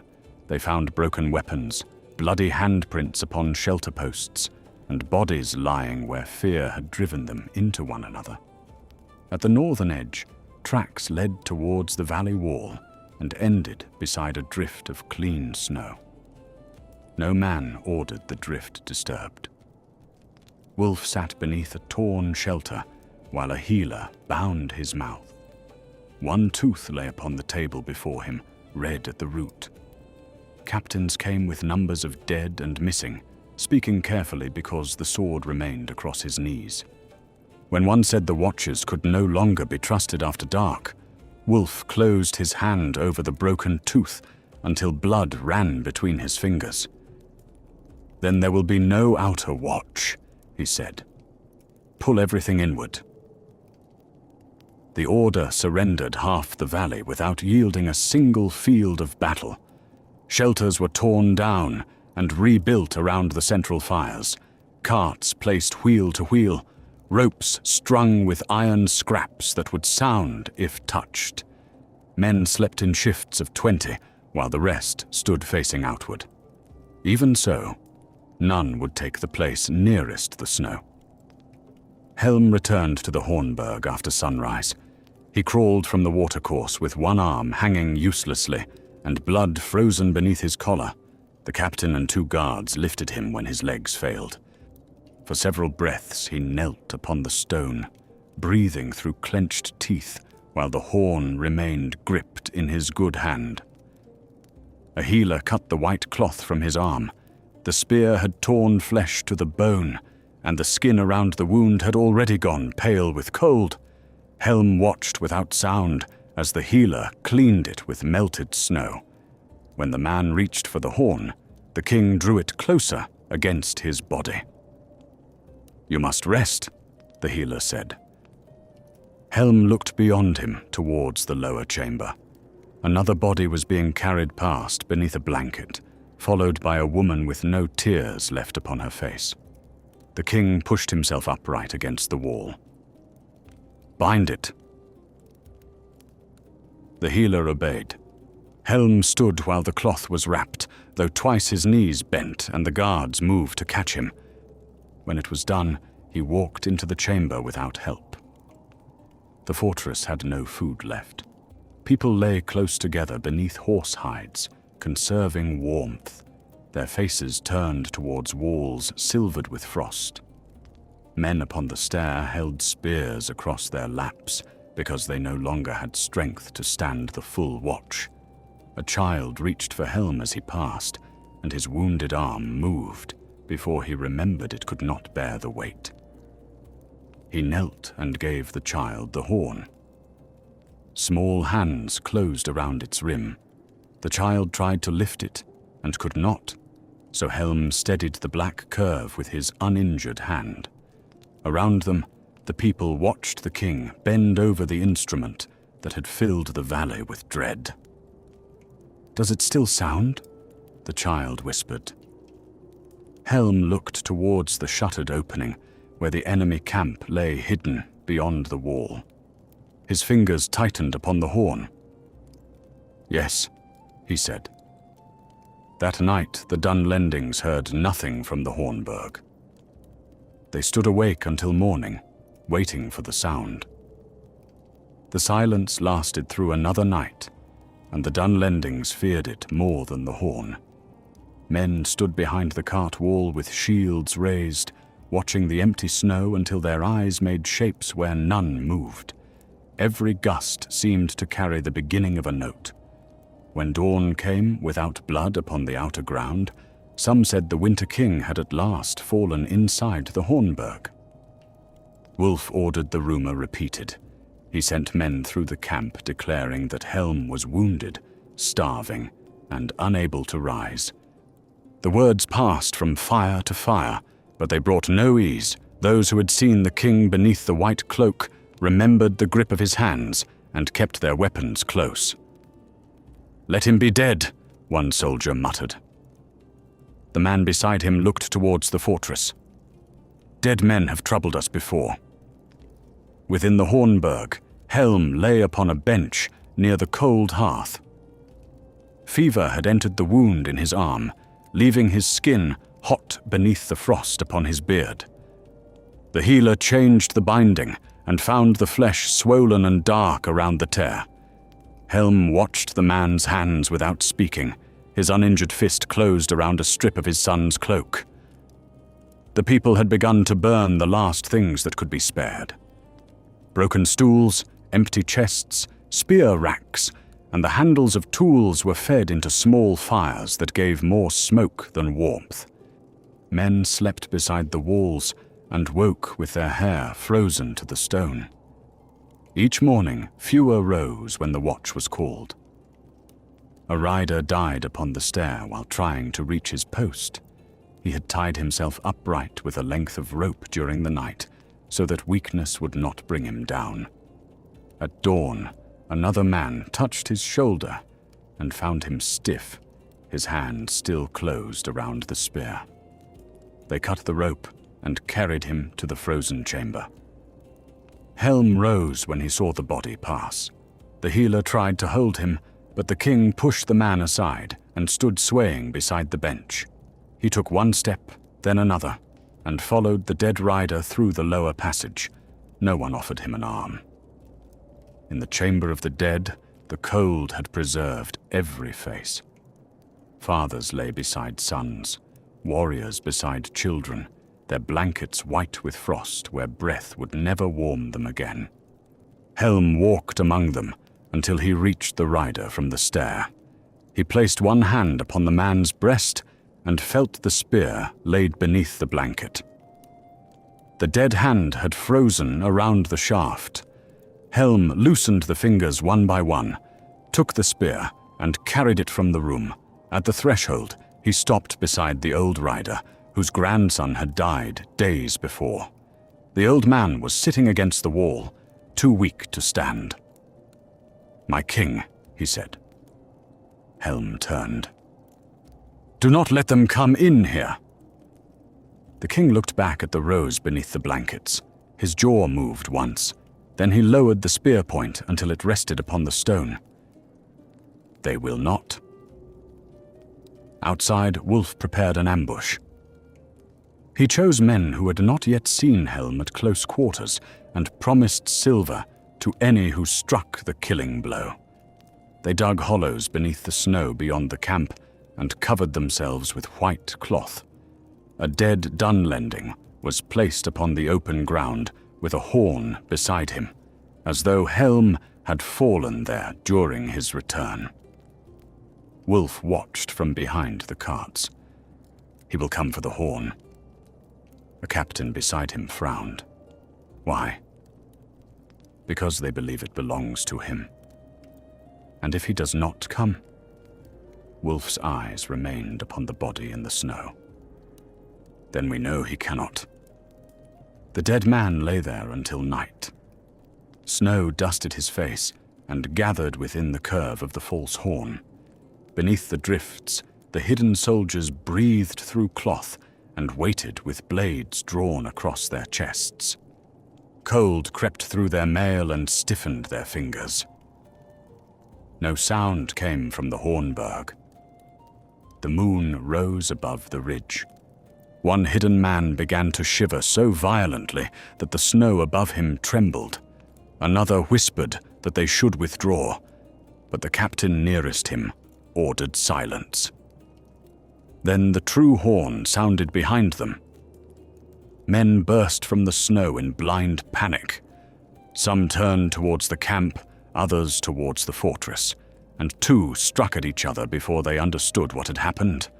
Helm stood upon a low bank above them, the great horn raised in his good hand, and the spear of the dead rider gripped in the other.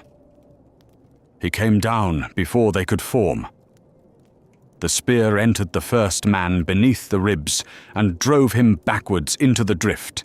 Helm tore it free, turned the shaft, and struck another across the jaw.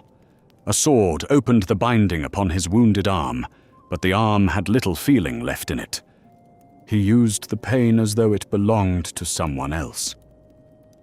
The hidden company scattered over ground they had chosen themselves. Men plunged into their own hollows and fell beneath those behind them. Helm followed wherever the snow broke, finding them by movement and breath. He killed with the spear until its head snapped against a shield, then cast the shaft aside and closed with his hands. Wulf saw the ambush fail from the cart wall. He sent a company forward, but they slowed as soon as they left the firelight.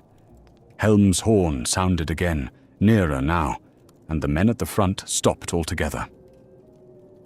"There are 30 of you," Wulf shouted. "Ah!" No one answered. The king appeared beside the false body. He looked down at the horn placed there, then lifted it with his boot and sent it rolling across the snow. The hollow thing gave no sound. One Dunlending ran at him from behind. Helm turned, caught the man by the wrist, and pulled him close enough that their faces nearly touched. The soldier stared into eyes sunk deep by hunger, and saw no anger in them, only a fixed and terrible emptiness. Helm broke his neck. The company before the carts stepped backwards as one. Officers struck at them and ordered an advance, but the line bent around the king rather than towards him. Some cried that he had already died in the fortress, and that only the winter wore his shape. Others dropped their spears, so both hands were free to make signs against the dead. Helm walked through the ground they yielded. Blood ran from his reopened arm and darkened the white cloak to the hem. No man challenged him until he reached the nearest fire. There he took a burning branch and cast it into the stacked fodder. Flame rose against the night. It caught upon shelter ropes, crossed a cart, and climbed into the dry hide stretched above it. Dunlendings rushed to beat it down, but Helm had already moved beyond the light. The horn sounded once from the smoke, then again from darkness farther away. By dawn, the fire had consumed a quarter of the remaining stores. Men fought over what grain could be saved, striking comrades aside to fill their own pouches. Wulf ordered thieves hanged, but no one would stand guard beneath the bodies after sunset. 2 companies deserted before noon, walking west through snow that soon swallowed their tracks. Helm returned to the Hornburg with the broken spear still in his hand. He reached the watercourse and could not bend low enough to enter. For a long time, he stood before the opening, his breath rough within the white hood. The captain found him there from inside and pulled away the stones. Helm crawled through upon one arm, dragging the other behind him. When he reached the passage floor, the horn slipped from his hand and rolled against the wall. The captain knelt beside him. "You must stop." Helm pressed his palm to the stone and forced himself upright. His face had gone grey, and blood touched each place where his boots had rested. He picked up the horn. Beyond the wall, the Dunlendings were tearing down shelters to feed their fires. Helm listened to the axes until darkness returned. The axes in the enemy camp ceased before midnight. Wulf's men had burned the last of the abandoned shelters, then broken spear shafts, wagon boards, and the handles from their own tools. Flames rose high for a little while and sank quickly, leaving companies pressed together around beds of coals. Beyond those circles, the darkness lay untouched. Inside the Hornburg, no fire remained in the great chamber. The people had gathered in the lower passages, where the stone held what little warmth their bodies made. Blankets were stretched across doorways to stop the draught, and men sat shoulder to shoulder beneath them, too weak to waste breath in speech.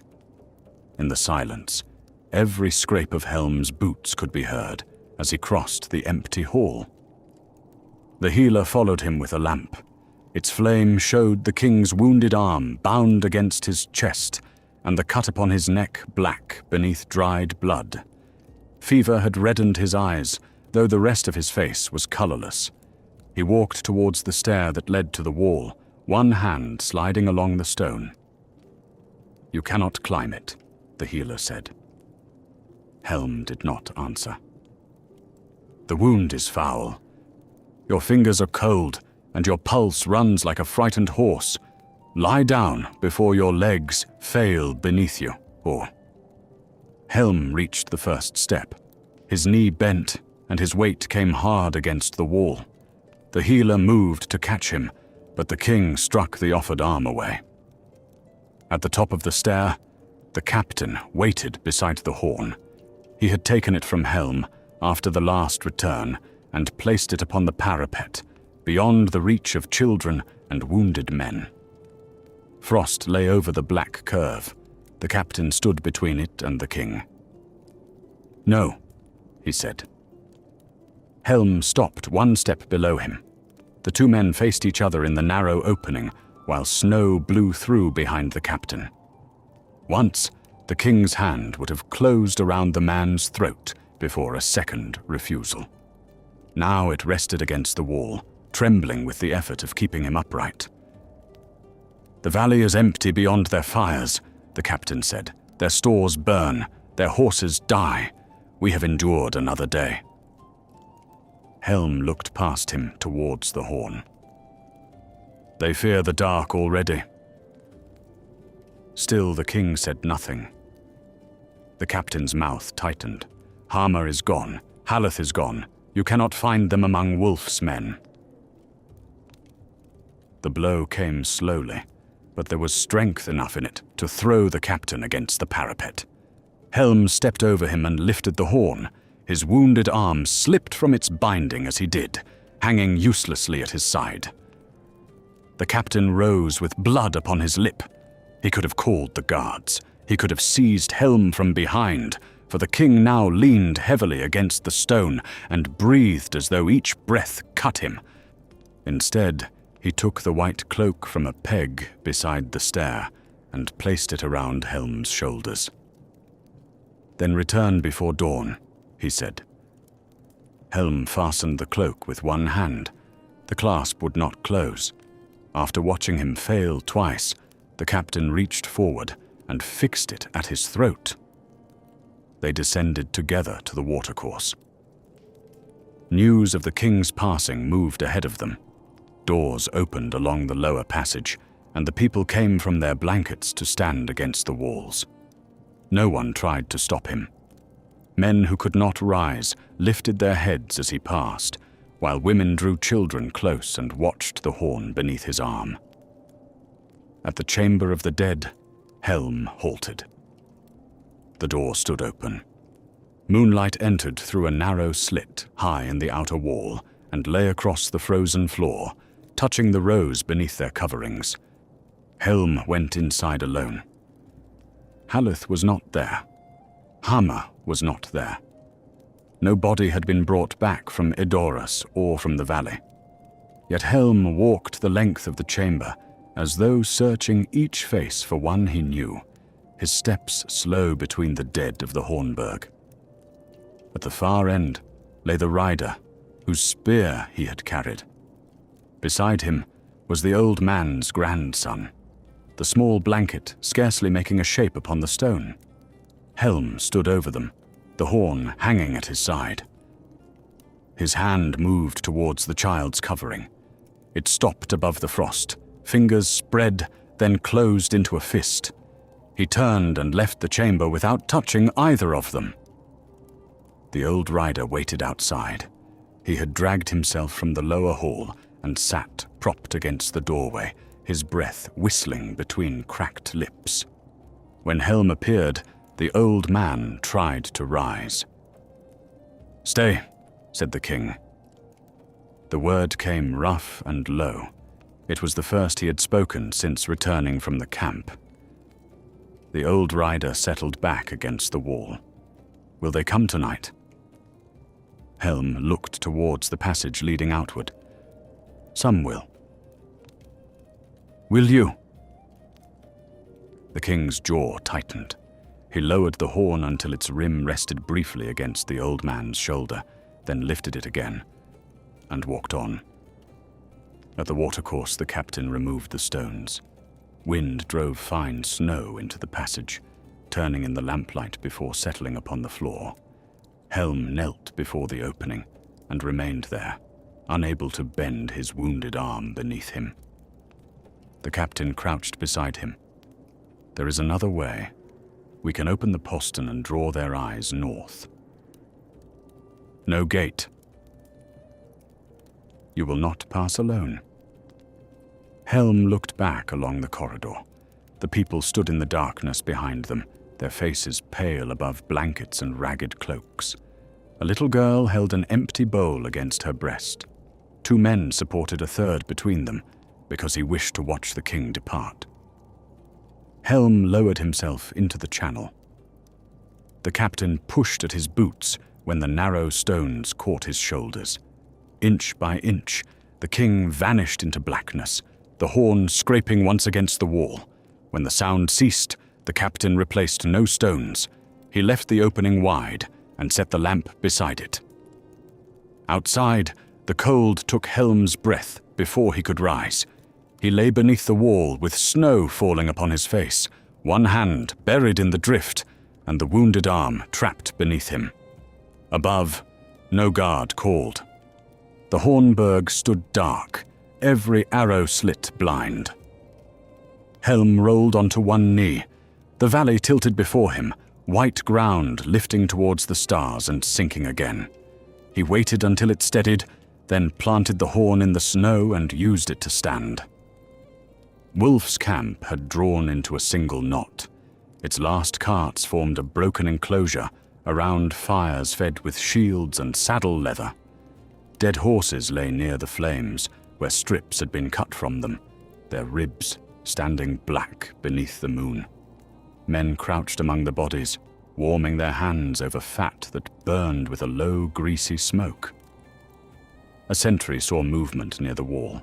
He narrowed his eyes, staring until the whiteness became a man descending into the valley. Then he turned and ran towards the inner enclosure. "He has come." No horn had sounded, yet the words spread as swiftly as if the whole camp had heard it. Men rose from the fires. Some took weapons, some gathered blankets, and others backed towards the western road.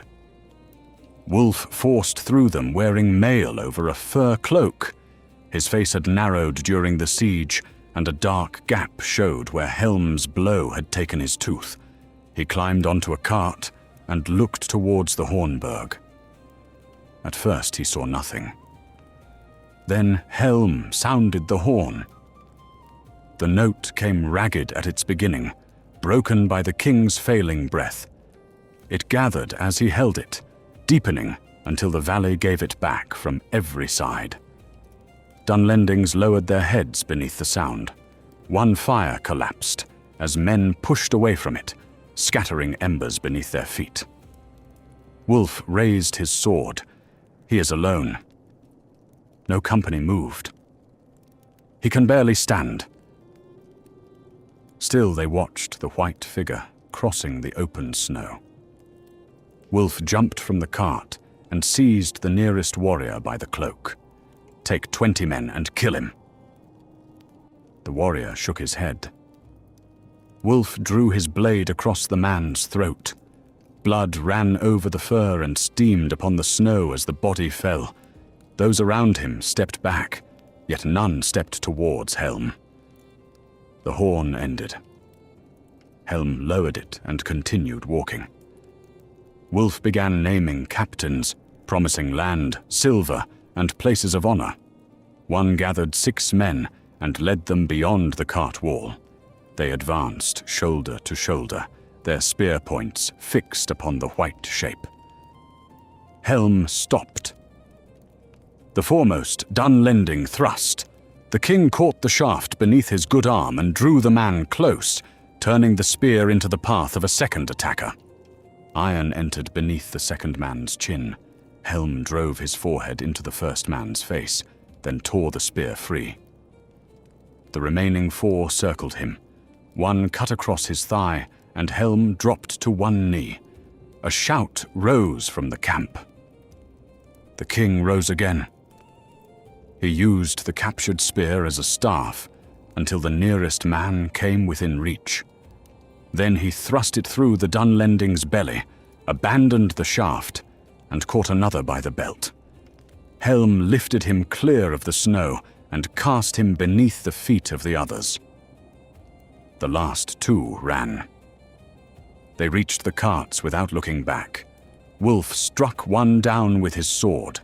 The other crawled beneath a wagon and clung to the wheel, crying that Helm's hands were colder than the dead. Across the open ground, the king bent to recover the horn. His fingers failed to close around it. He stood with his head lowered, white cloak moving in the wind, while every man in the camp watched. For one breath, then another, he seemed certain to fall. Helm pressed his bare palm into the snow. When he lifted it, the cold had stiffened his hand enough to grip. He took up the horn and walked towards them once more. The first Dunlendings began leaving the fires. They did not run at once. They backed away in groups, dragging wounded companions and what food they could carry. When Helm sounded the horn again, the groups broke and fled west into the night. Wulf remained beside the cart wall, shouting after them. His voice cracked over names and threats, but the valley had filled with the horn and no order could live within it. Men cast down spears, abandoned shields, and stumbled over the frozen dead in their haste to escape. The Winter King came on through the snow. By midnight, only scattered fires remained before him. The last fires died one by one as the Dunlendings fled before Helm.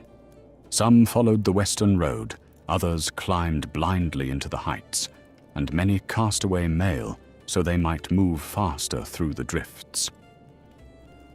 Wulf stood among the abandoned carts, calling them back until his voice became hoarse.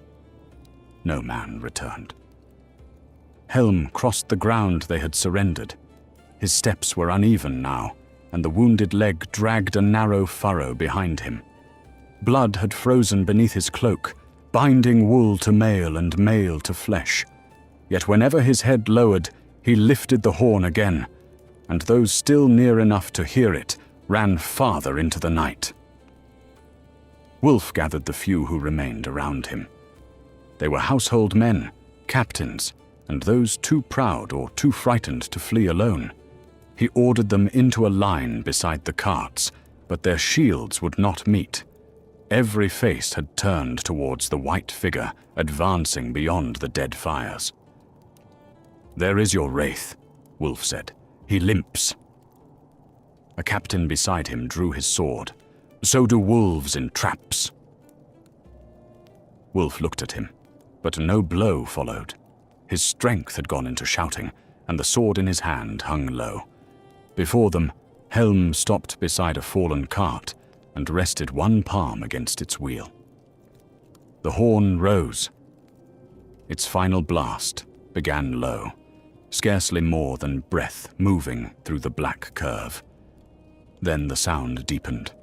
It passed over the wrecked camp, through the abandoned shelters, and into the ravines where fleeing men struggled beneath the snow.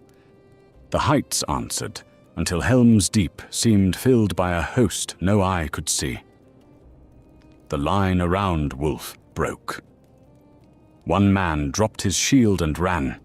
Another followed, then 3 more, and soon the captains themselves were forcing westward between the carts. Wulf struck at them as they passed, but his blade met only cloaks and empty air. Within moments he stood with fewer than 10 men, each watching the others for the first sign of flight. Helm lowered the horn. He took another step and fell to one knee. The Dunlendings saw his hand sink into the snow and heard Wulf laugh once, sharp and breathless. Then Helm planted the horn beneath him, forced himself upright, and came on again. Wulf moved forward at last. He crossed the trampled ground with sword raised, his remaining men following several paces behind. Helm waited beyond the last cart, bareheaded beneath the stars, frost white upon his hair and beard. His wounded arm hung against his side, and his good hand was empty. "Where are your sons?" Wulf called. Helm's face did not change. He looked at Wulf as he had looked upon him, years before, beneath the hill of Edoras, when Frekka's body lay between them. The memory halted Wulf more surely than a spear. "You took my hall," Helm said. His voice was rough from cold and silence. Wulf tightened both hands upon his sword and stepped nearer. "I took your kingdom." Helm came at him. Wulf swung for the neck. Helm bent beneath the blade, caught Wulf around the body, and drove him backwards into the cart. The sword fell between them. Wulf struck with his fists, clawed at the wound beneath Helm's arm, and felt frozen blood break under his fingers. Helm's hand closed around his throat. The men behind Wulf advanced, then stopped when their lord's feet left the ground. Helm lifted him against the cartwheel, one-handed, his own body shaking with the effort. Wulf tore at the great fingers beneath his jaw, his boots beating against the wood. An arrow struck Helm in the back. His grip loosened. Wulf fell into the snow, choking, and rolled beneath the cart while another arrow passed through the white cloak. Helm turned towards the archers, and the men who had loosed lowered their bows. None waited for him to reach them. They dragged Wulf away between them, stumbling west after the broken army. Wulf looked back once from beneath their arms. Helm stood beside the cart with arrows in his cloak and the horn at his feet, watching them go. The king did not follow. He bent and took up the horn. The movement cost him more time than the fight had done. Twice his hand slipped from the rim before he raised it against his chest and turned towards the heights above the valley. Snow began to fall again. Helm climbed alone. He left the dead fires behind and passed beyond the ground, trampled by men and horses. The slope steepened beneath him, but he used the horn as a staff and drew himself from stone to stone. Below, the last Dunlending shapes vanished into the western darkness. At the Hornburg, the captain waited beside the open watercourse. No sound had come from the valley since the final horn blast. Men stood upon the wall despite their weakness, staring across ground silvered by moonlight. The enemy camp lay empty except for bodies, overturned carts, and embers fading beneath snow. "He drove them out," a guard whispered. The captain looked for the white cloak among the ruins. He has not returned. They could not search before dawn. Those who remained able to walk gathered spears and waited behind the gate while the long night passed. No one slept. In the lower chambers, the people listened for the horn and heard only wind moving over the stone. Grey light entered Helm's Deep. The gate opened upon a valley without besiegers. Men of the mark stepped out slowly, scarcely trusting the emptiness before them. They found abandoned grain beneath an overturned cart, frozen meat near another, and weapons cast down along the western road. Some fell upon the food where it lay, while others continued searching for the king. His tracks led away from the camp. They followed them towards the heights, a deep, uneven path marked at intervals by blood. The captain went first, though hunger made his sight darken whenever the ground rose sharply. Behind him came the old rider, supported between two younger men, refusing every order to remain below. The tracks ended upon a ridge above the Hornburg. Helm stood there facing west. Snow had gathered to his knees and covered his shoulders, yet his body remained upright, one hand closed around the great horn, and the other clenched at his side.